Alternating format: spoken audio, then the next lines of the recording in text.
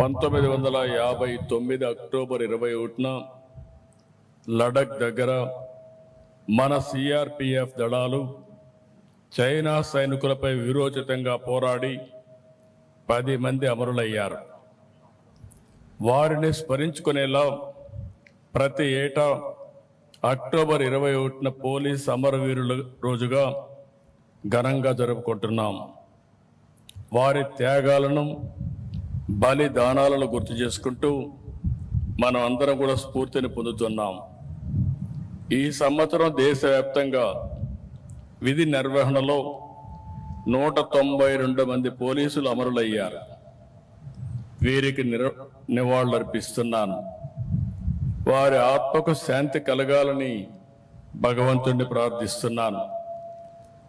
ప్రజల రక్షణ కోసం ప్రాణాలు సైతం పణంగా పెడుతున్న పోలీసులంటే నాకు ఎప్పుడూ గౌరవం ఉంటుంది.